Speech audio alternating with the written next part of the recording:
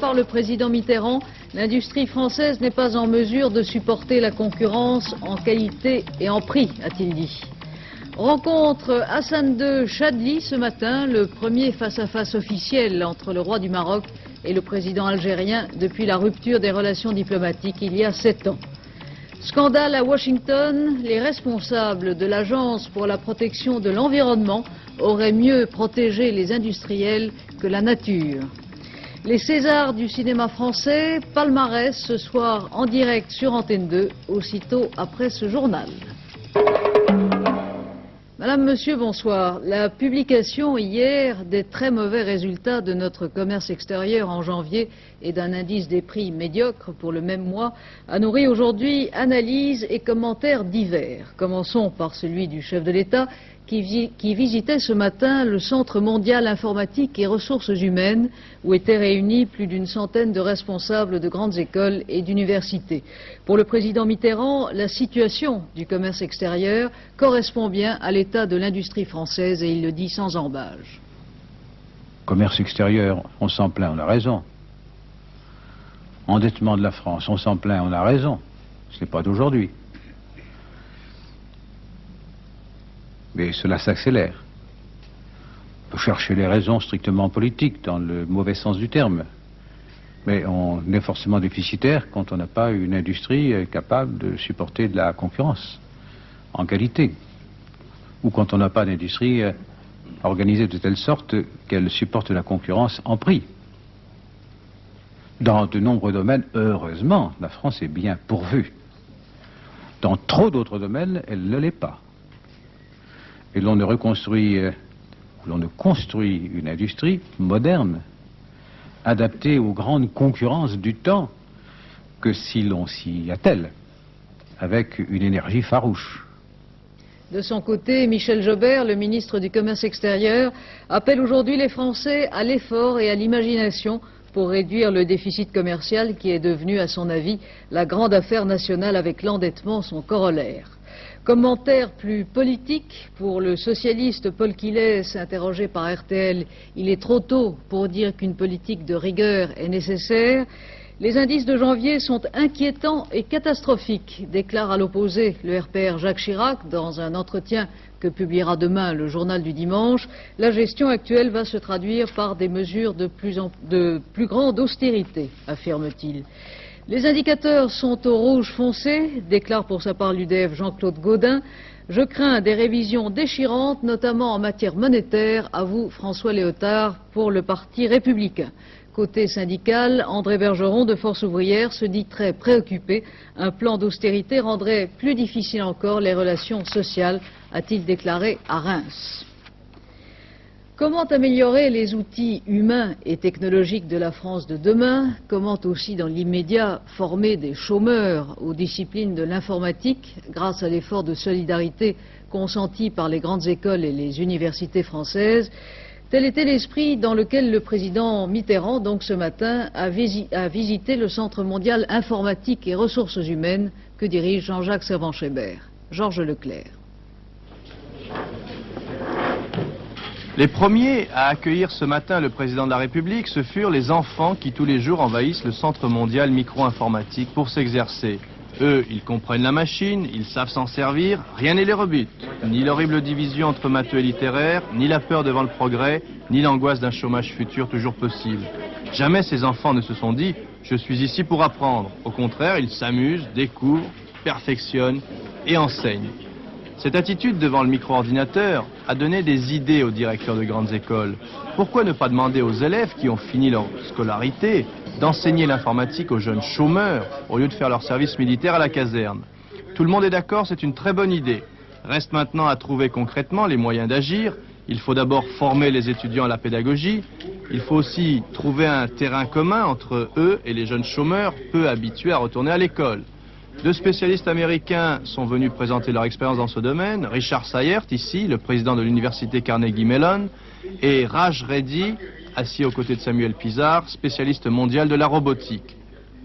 Le calendrier est fixé, rapport sur l'opération dans un mois, démarrage effectif en octobre prochain, espoir donc pour les chômeurs, s'ils s'intéressent à l'informatique, ils auront une formation qui leur donnera quasiment à coup sûr du travail.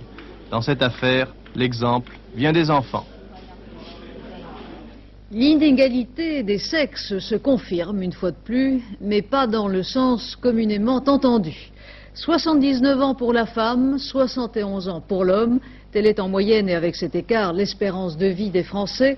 Elle vient d'être calculée par l'Institut national d'études démographiques. En France, les femmes bénéficient donc bien plus que les hommes de l'amélioration des conditions de vie. Claude Crespo. C'est clair, ma chérie, je ne pensais pas. Je travaillais comme à l'aveuglette. Et je travaillais, je pensais à donner à vivre à mes enfants. Je ne cherche pas à m'amuser.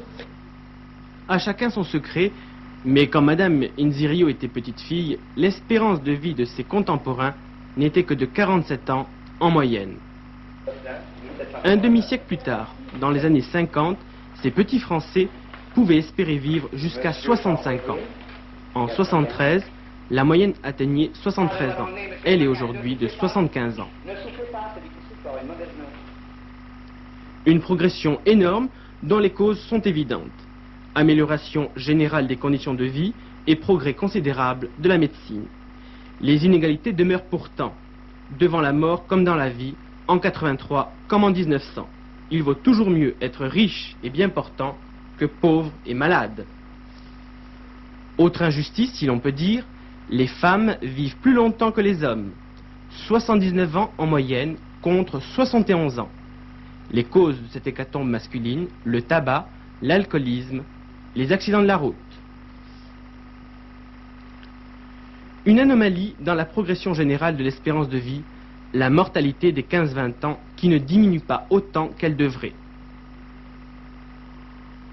Cause principale, l'augmentation des accidents de la circulation, surtout sur deux roues. Quant à la mortalité infantile, depuis 30 ans, elle ne cesse de diminuer. En 1950, sur 1000 enfants qui naissaient, 50 mouraient avant d'atteindre l'âge d'1 an. En 82, il n'y en a plus que 9 sur 1000. Notre espérance de vie ne cesse donc de progresser. Elle se rapproche peu à peu de la limite, apparemment indépassable, fixée par notre patrimoine génétique aux environs de 110 ans. Et peut-être un jour trouvera-t-on une technique médicale qui permettra aux hommes ou aux femmes de vivre plus de 110 ans et peut-être pourquoi pas 200 ans. Est-ce souhaitable? Est-ce souhaitable? Que souhaite-t-on? Le résultat qu'on peut en attendre est bien clair. C'est un vieillissement considérable de la population. Mais le problème est de savoir ce que signifie vieillissement. Est-ce que le fait d'atteindre des âges très élevés signifiera toujours le fait d'être très diminué du point de vue de ses capacités physiques ou non? Et je pense qu'un beau slogan serait de dire qu'il faut mourir jeune le plus tard possible. Importante manifestation ce matin à Bruxelles. Plusieurs dizaines de milliers de personnes ont manifesté contre le chômage à l'appel des deux grandes centrales syndicales réunies, la FGTB, proche du Parti socialiste, et la CSC, proche du Parti social-chrétien. Avec 500 000 chômeurs, soit plus de 12% de la population active, la Belgique souffre d'un taux de chômage parmi les plus élevés d'Europe. Quelques affrontements ont eu lieu à la fin de la manifestation. Un policier a été légèrement blessé. Un tournant aujourd'hui dans les difficiles relations entre l'Algérie et le Maroc. Le roi du Maroc s'est en effet rendu ce matin dans un village algérien de la frontière pour rencontrer le président algérien Chadli Benjedid.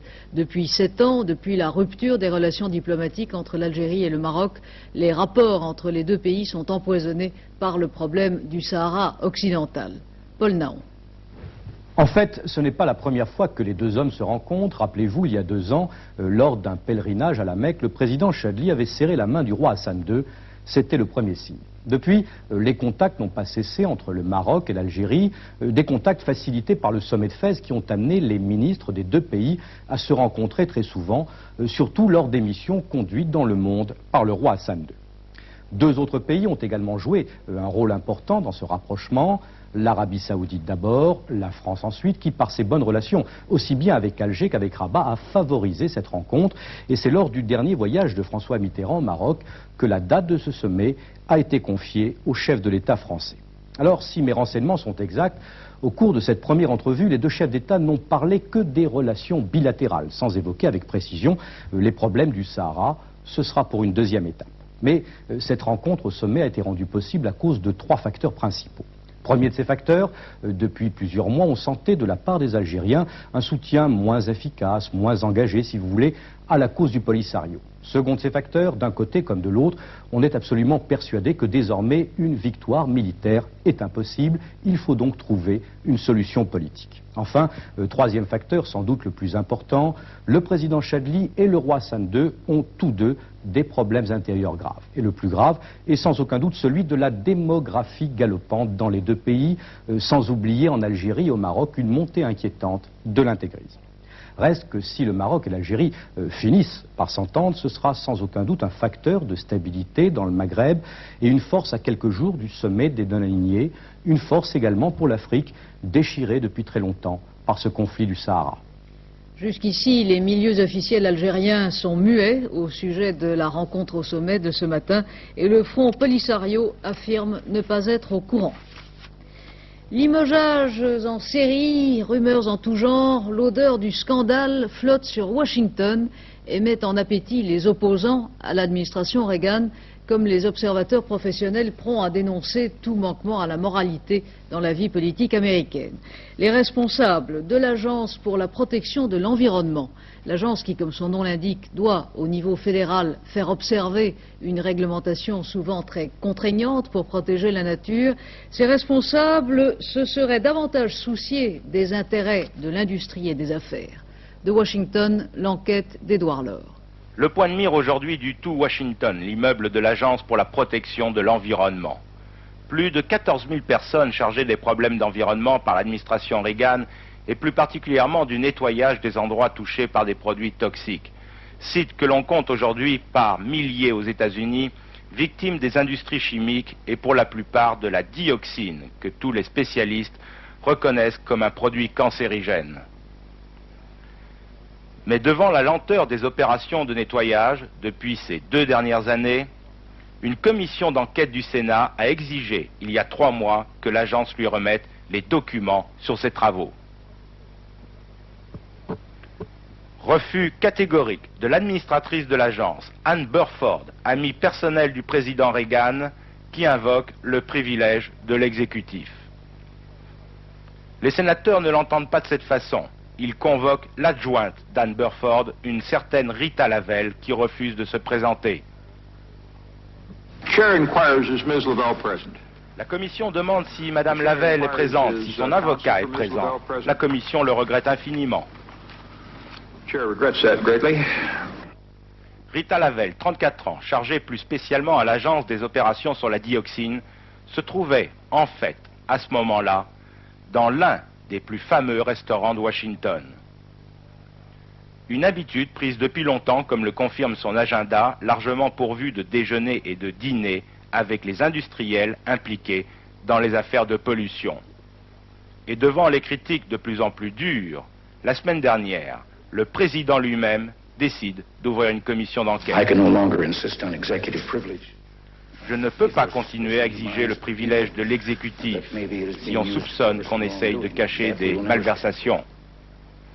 Et comme par hasard, le lendemain, l'agence annonce qu'elle vient de racheter pour 33 millions de dollars un village du Missouri touché par la dioxine et ses 2400 résidences. Anne Burford est là pour la première fois. We put Times Beach on the national priority list. Nous avons mis cette ville en tête de liste et donc on peut faire maintenant les travaux de nettoyage qui résoudront tous les problèmes. Elle affirme que c'est un programme sur 5 ans et pas plus. Après 2 années, l'agence dit qu'il y a 14 000 endroits contaminés et qu'en 2 ans, ils n'en ont nettoyé que 4. Avant-hier, Rita Lavelle accepte enfin de se présenter devant la commission d'enquête du Sénat sans arriver à justifier son emploi du temps ou l'usage qui a été fait des fonds de l'agence. Et Rita Lavelle n'est aujourd'hui que la première d'une liste de démissions ou de démissionnés. Une histoire bizarre, un peu malsaine, dont la première conséquence est de voir depuis une semaine se succéder toute une série de démissions des principaux responsables de l'agence. Une affaire qui n'a pas jusqu'à ce soir, du moins, de répercussions directes sur la Maison-Blanche, même si on parle d'une agence gouvernementale et de fonds publics de 1,6 milliard de dollars. La presse américaine, en tout cas, est bien décidée à aller jusqu'au bout, en parlant déjà d'un Sewergate. Sewer veut dire égout, allusion au Watergate du président Nixon.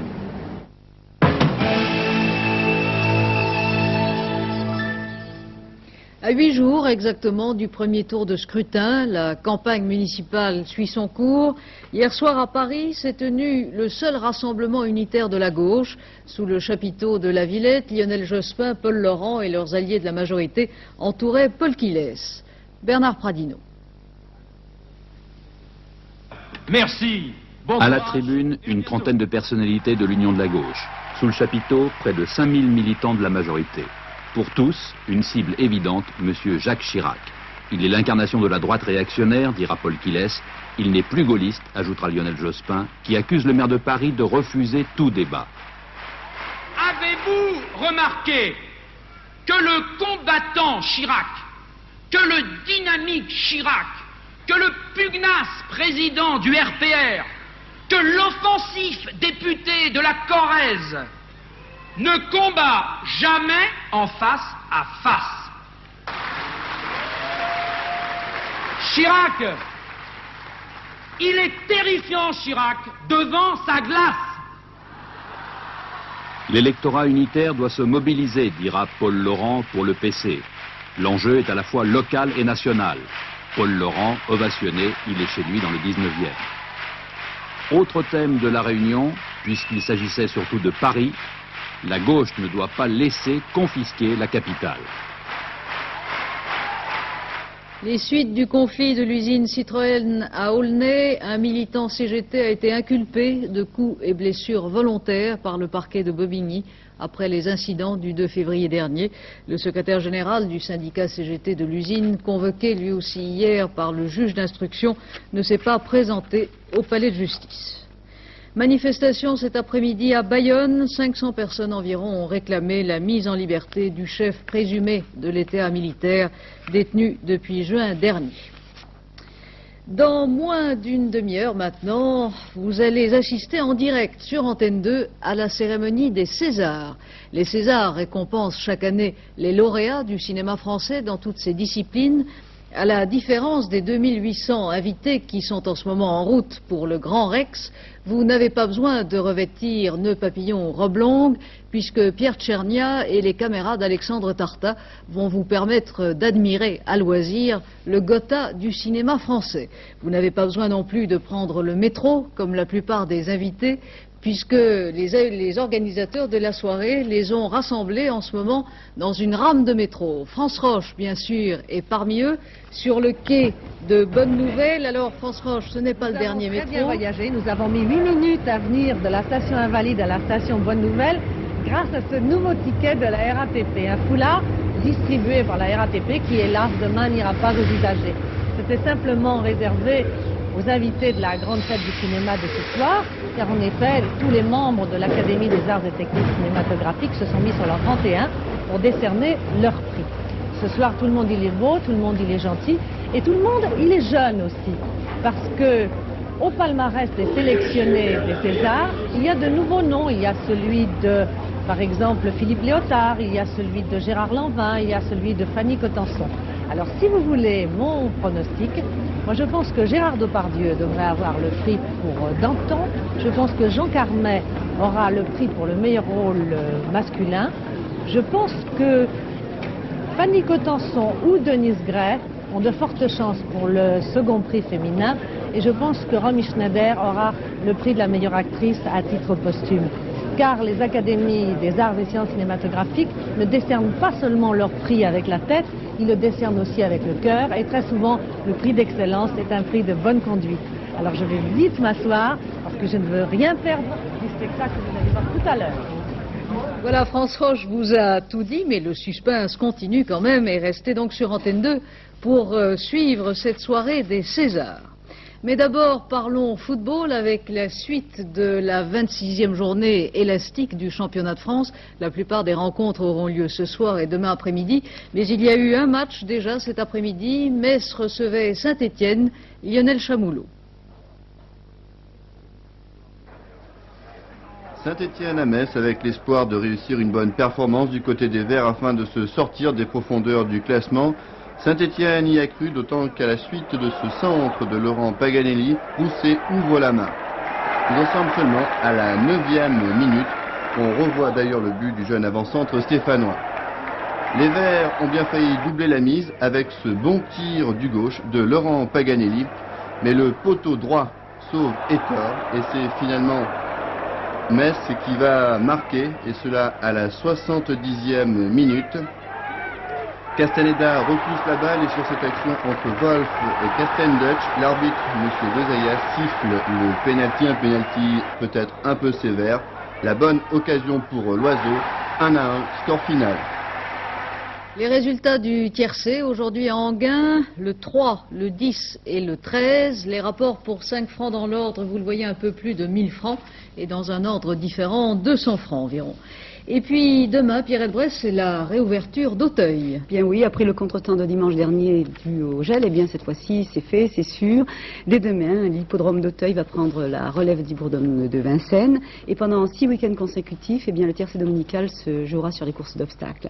Voilà, demain donc, ouverture de meeting d'obstacles avec un tiercé qui se courra dans le prix de la Croix-Dauphine, une course de haies en handicap longue de 3600 mètres.